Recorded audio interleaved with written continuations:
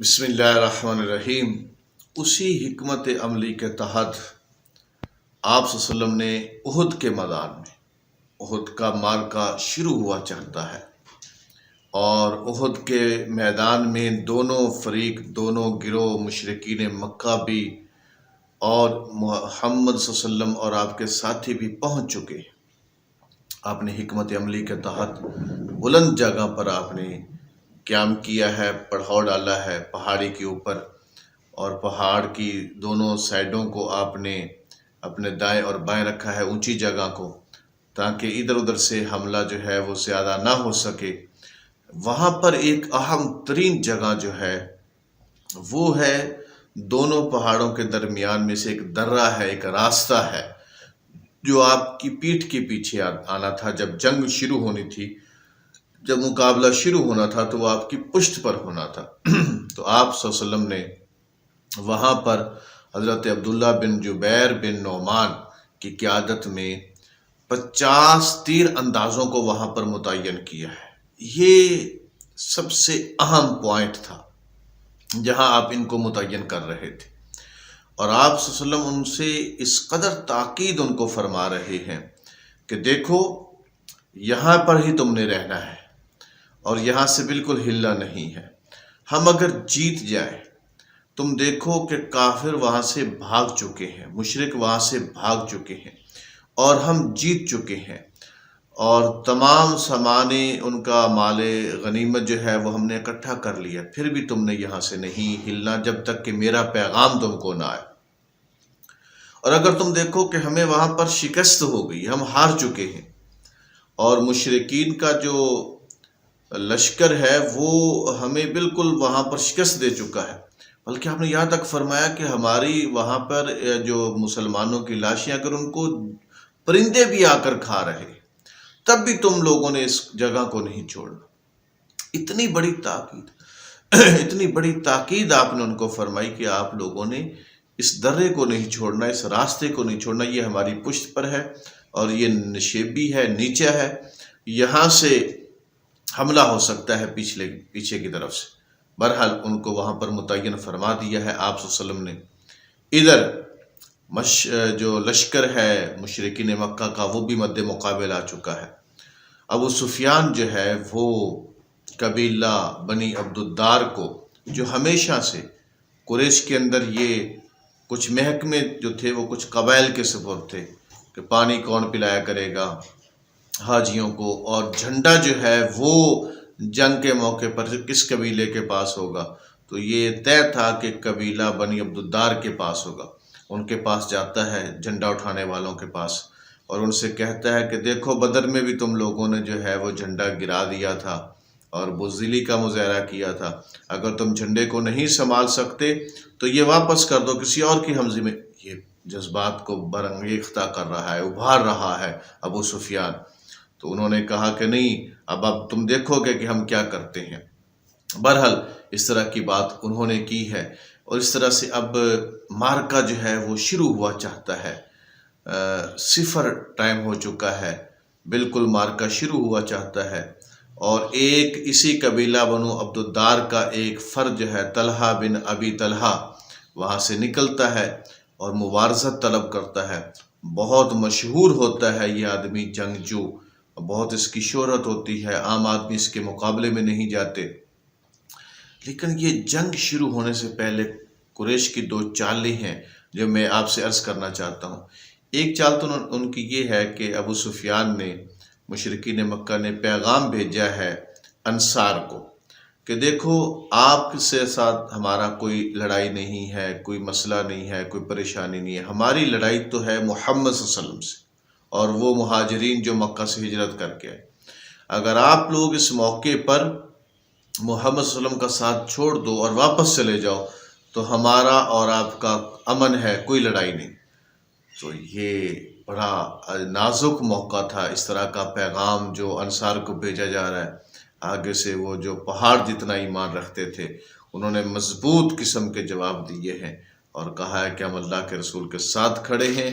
ساتھ لڑیں گے، اور ساتھ ہم ان کے شہید ہوں گے، اور تم میری جرت کیسے ہوئی ہے اس طرح کا پیغام پہنچانے کی۔ یہ چال ناکام ہونے کے بعد ابو عامر یہ اوس قبیلے کا نبی صلی اللہ علیہ وسلم کے آنے سے پہلے سردار ہوا کرتا تھا، اوس قبیلے کا۔ تو اب آپ اندازہ کر لیں کہ کتنے لوگوں کے ارمانوں پر پانی پھرا تھا۔ عبداللہ بن ابی ہو گیا، یہ ابو عامر ہو گیا، یہ یہاں بھی مخالفت کرتا تھا، اور پھر اسی مخالفت کے اندر ہی یہ مکہ چلا گیا تھا، اور وہاں ان لوگوں کو ابھارا کرتا تھا، مسلمانوں کے خلاف برانگیختہ کیا کرتا تھا، اور یہ بھی ان کے ساتھ تھا، اور اسے بڑا مان تھا قبیلہ اوس پر، اور یہ ان سے کہہ کر آیا تھا کہ جیسے ہی میں ان کے سامنے نمودار ہوں گا، ظاہر ہوں گا، تو وہ سارے قبیلے والے جو ہے وہ میری طرف آ جائیں گے اور میرا کہنا مانیں گے۔ اب یہ کچھ غلاموں کے ساتھ اور کچھ اور لوگوں کے ساتھ وہاں میدان میں آیا ہے،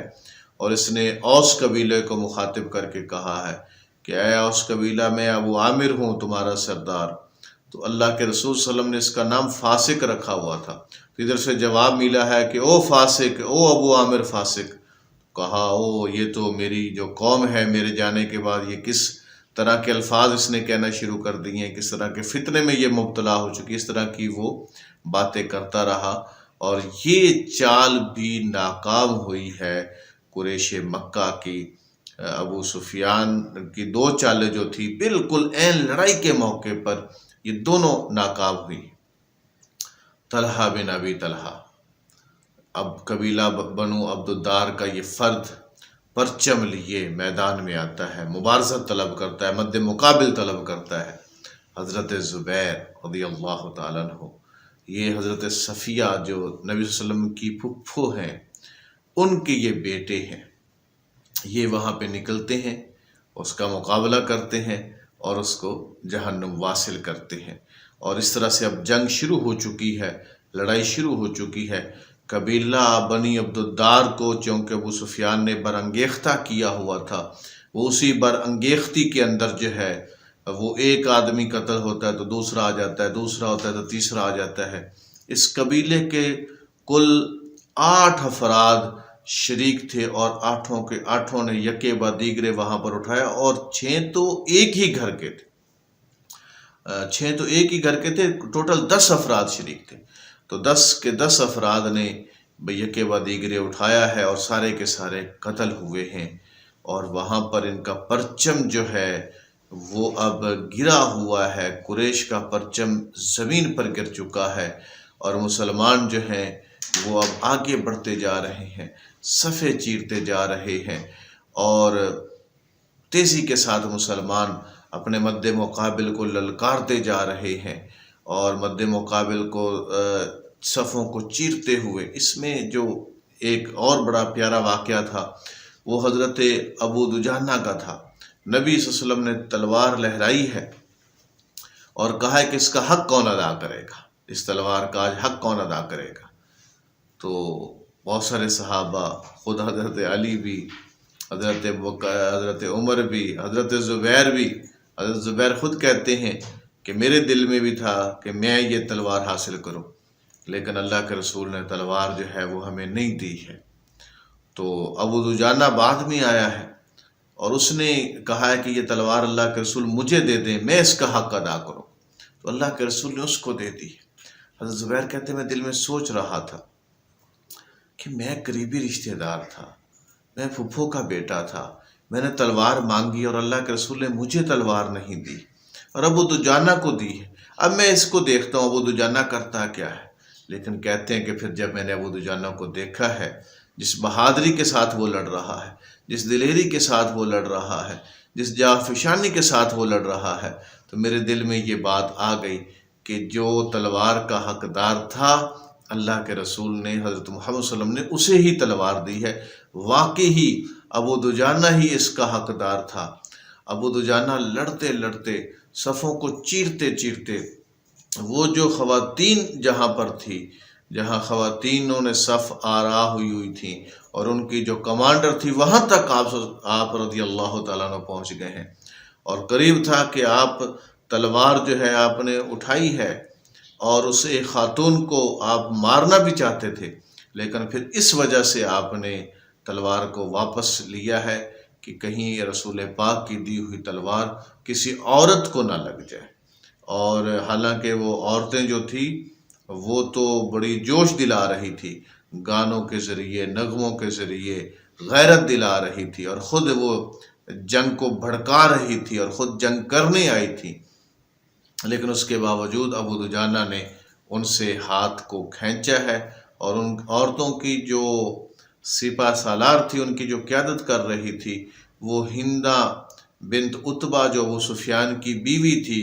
عتبہ کی